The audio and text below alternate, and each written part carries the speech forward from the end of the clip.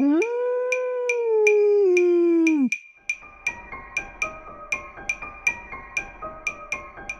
Êtes-vous prêt à voyager des frontières de vos peurs aux limites de vos rêves, à rencontrer des mythes et des légendes, des diables et des anges, à vous laisser conduire sur les chemins de l'étrange?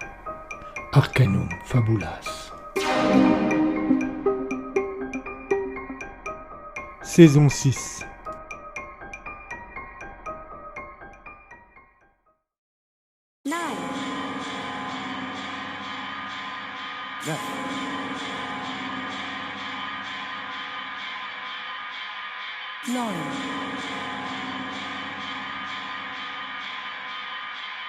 Déjà.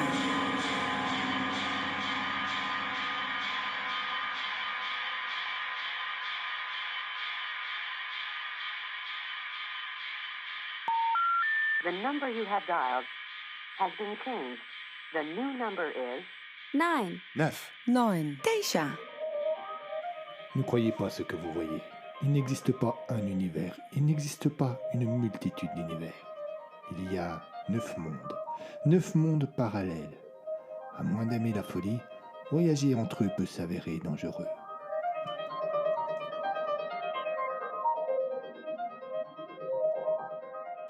Les 9 parallèles.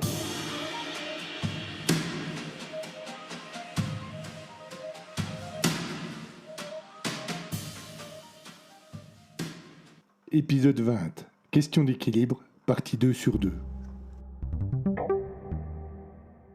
Ils sont 3 à se réveiller dans un lieu étrange, enfermés dans des tubes lumineux, interrogés à tour de rôle par une voix inquisitrice.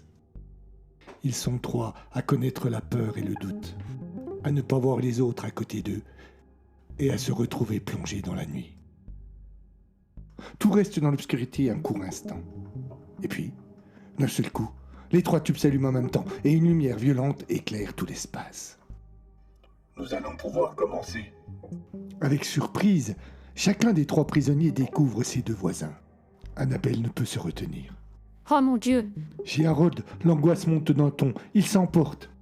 Il hurle que c'est un jeu débile et que l'on doit absolument les libérer. Jacqueline, pour sa part, reste assise sur sa chaise, hagard, regardant ses compagnons d'infortune sans même paraître les voir. Il ne s'agit pas d'un jeu, monsieur Vincent. Les cages dans lesquelles vous vous trouvez, bien que complètement invisibles, sont tout à fait réelles. Elles vous retiendront ici aussi longtemps que vous n'aurez pas trouvé le moyen de les ouvrir. Si vous n'y parvenez pas, vous resterez ici jusqu'à la folie. Le moyen de les ouvrir? Tout cela est complètement ridicule. Vous devez nous laisser partir, vous entendez? Soyez assuré, monsieur Vincent, que cela est entièrement entre mes mains et celles de vos 2 compagnons. Il en va de votre équilibre mental. Le compte à rebours commence maintenant.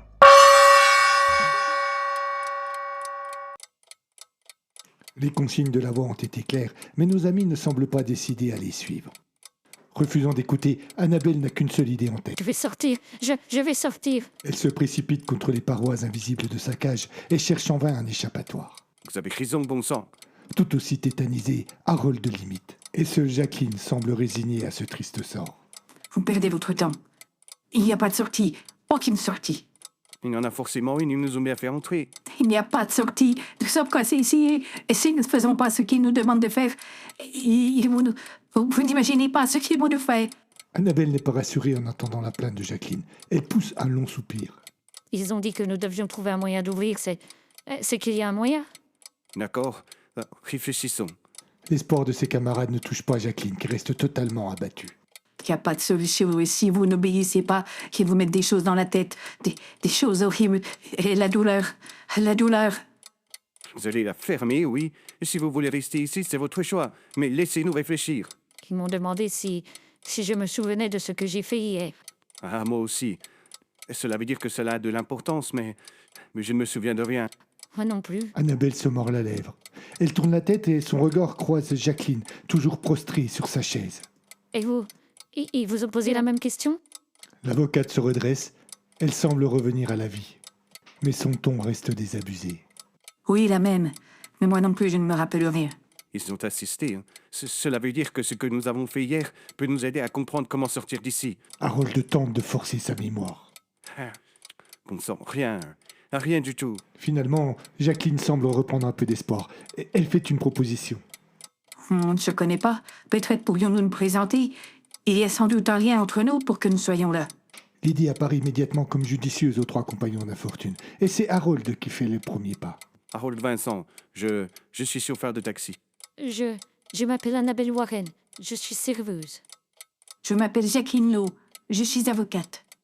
Vous avez voyagé en avion récemment? Oui, pourquoi? Je travaille souvent du côté de l'aéroport. Peut-être que je vous ai transporté dans mon taxi? Laissez-moi réfléchir. Il y a une semaine, j'ai pris un vol pour Los Angeles, mais... Ah non, c'est la voiture du cabinet qui est venue me chercher. Ta voiture du cabinet? Vous devez travailler dans une grosse boîte. Chez Max France et Associés. C'est le deuxième plus gros cabinet de la ville, mais je ne vois pas ce que cela nous apporte. Vous avez raison, désolé. Et vous, Annabelle, vous avez peut-être pris mon taxi? Ah non, ce n'est vraiment pas mon moyen de transport de prédilection.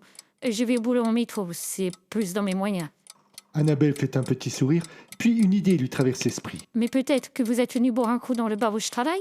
Harold fait une moue dubitative. Il n'est pas habitué des bars. Par acquis de conscience, il demande cependant. Le nom de votre bar? Je travaille au Cyrus Café, dans le quartier nord de la ville. Le Cyrus Café? Oui, j'ai dû y aller 2 ou 3 fois. Et vous, Jacqueline? Elle secoue négativement la tête. Ah non, je n'ai jamais mis les pieds dans ce bar. Déçue de cette réponse, Annabelle se sent obligée d'insister. Vous êtes certaine? Le Cyrus Café, quartier nord. Je suis tout ce qu'il y a de plus certaine. L'évocation de ce coin particulier de la ville réveille soudain quelque chose dans la mémoire d'Harold. Le quartier nord... Attendez, mais c'est le secteur dans lequel je bossais hier soir? Des flashs apparaissent dans l'esprit du chauffeur de taxi. Cela me revient maintenant. Je change de quartier tous les 2 jours. Et hier, mon boss m'a envoyé dans le quartier nord. Comme une partie de ping-pong qui s'enclenche, Jacqueline réagit. Les bureaux de Max France et Associés sont dans le 3e secteur. Juste à côté du quartier nord. J'y passe tous les jours pour regagner mon appartement. Décidé à marquer le point, Harold fait un smash et conclut. Mais attendez, cela veut dire qu'hier soir, pendant notre amnésie, nous étions peut-être tous les 3 dans le quartier nord. C'est une piste, non? Sur l'excitation du chauffeur de taxi et de l'avocate, la serveuse jette un froid. Une piste? Il s'étend de l'avenue Saint-Clair jusqu'au boulevard Wilde. 14 pâtés de maison, 2000 habitants. On peut y être ensemble sans pour autant s'y croiser. Peut-être, mais c'est quand même une première piste. Renchérit Jacqueline, bien décidée à ne pas lâcher ce premier espoir. Et la seule que nous ayons pour l'instant. L'avocate se met au travail. Elle veut trouver, elle doit trouver. D'accord. Laissez-moi me souvenir. Hier, j'ai eu plusieurs rendez-vous à l'extérieur. J'ai dû retourner au bureau en milieu d'après-midi. Et après...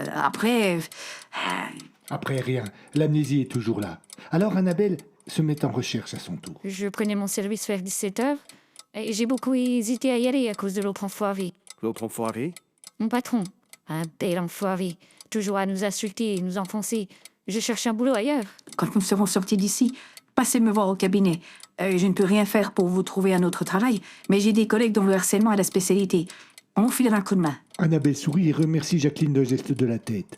Harold, pour sa part, reste concentré. J'ai commencé à bosser vers 10h du mat, j'ai fait une dizaine de clients et... Nous sommes désolés de vous interrompre. Les minutes qui vont suivre risquent de vous apporter quelques désagréments. Nous souhaitons qu'ils soient le plus courts possible. Toutes les lumières s'éteignent et nos protagonistes se retrouvent plongés dans le noir. Une réelle inquiétude s'empare alors d'Harold, et cette dernière s'accentue lorsque, à sa gauche, Jacqueline se met à gémir de douleur. Et puis, elle est bientôt imitée par Annabelle à sa droite. Annabelle et Jacqueline, cela va? Il n'ose pas parler fort, il n'ose pas insister, il a peur de subir le même sort que ses 2 compagnons d'infortune. La scène se prolonge encore un instant, et puis... C'est terminé. Nous sommes désolés de ce contretemps. Il vous reste encore un peu de temps pour rétablir l'équilibre et sortir d'ici. Le compte à rebours reprend. Les lumières réapparaissent immédiatement au-dessus des 3 malheureux. Harold se tourne alors vers Annabelle qui est avachée sur sa chaise. Annabelle, ça va? Oui, j'ai vu quelque chose.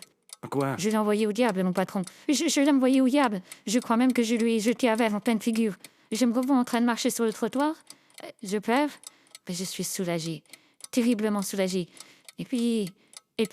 Jacqueline, jusque-là encore perdue dans ses pensées, revient soudainement à elle. Elle interrompt. Moi aussi, j'ai un souvenir. Je suis au bureau, il fait nuit. Je regarde l'horloge.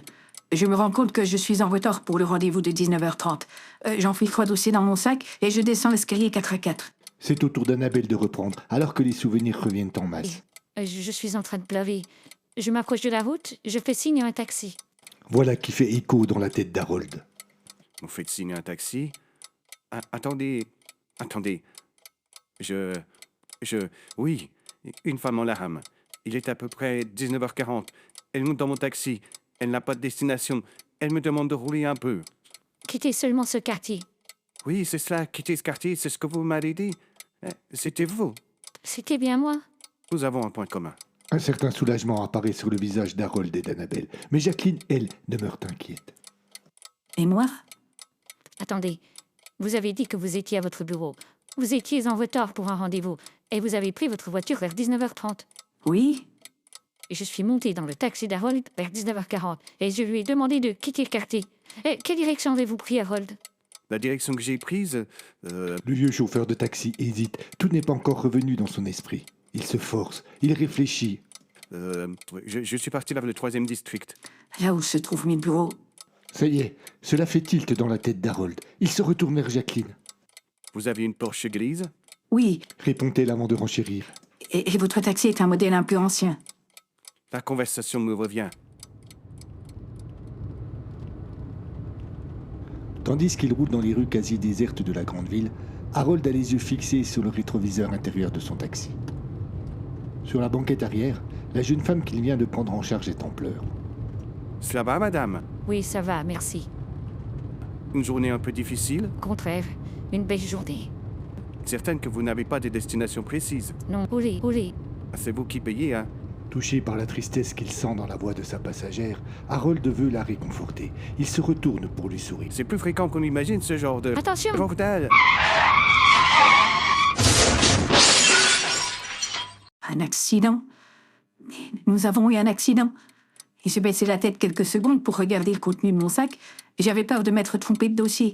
Et juste après, j'ai vu votre taxi juste devant moi. Je me suis retourné pour voir si ma cliente allait mieux. Et j'ai vu son visage se crisper. Et je l'ai entendu hurler. Je regardais la route trop tard. Attendez, mais si nous avons un accident, pourquoi sommes-nous ici? Nous devrions être à l'hôpital. Pourquoi ne sommes-nous pas à l'hôpital? Le temps est écoulé, mais il semble que vous ayez retrouvé la partie de la mémoire qui vous faisait défaut. Vous avez rétabli l'équilibre. Harold sourit. Jacqueline semble soulagée. Seule Annabelle est encore inquiète. Vous pouvez partir. Veuillez nous suivre. Le tube où se trouve Jacqueline se pacifie un court instant. Quand il revient à la normale, il est vide. Quelques secondes et puis celui d'Harold suit exactement le même processus. Annabelle ne semble même pas remarquer la disparition de ses camarades. Elle fixe le vide. Mais si nous avons un accident, pourquoi ne sommes-nous pas à l'hôpital? À l'hôpital? Nous sommes, mais c'est parce que nous sommes. Son tube se pacifie à son tour. Tout devient noir. Il ne reste plus rien.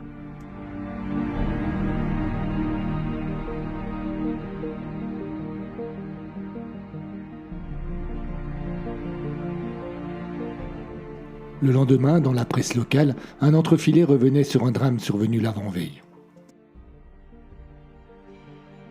Les 3 victimes du terrible accident qui a eu lieu avant-hier dans le quartier nord et qui a vu la collision entre un taxi et un autre véhicule sont décédées ce matin après avoir passé 2 jours dans le coma. Les opérations de la dernière chance tentées sur les 2 femmes concernées n'ont pas permis de leur sauver la vie.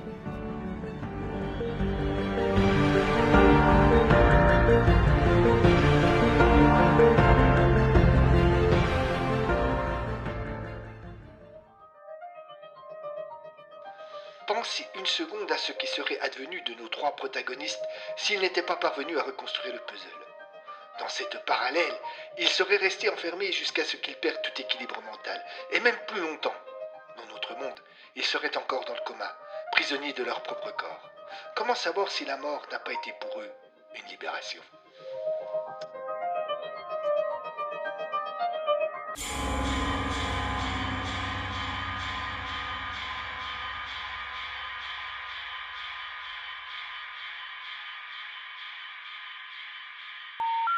The number you have dialed has been changed.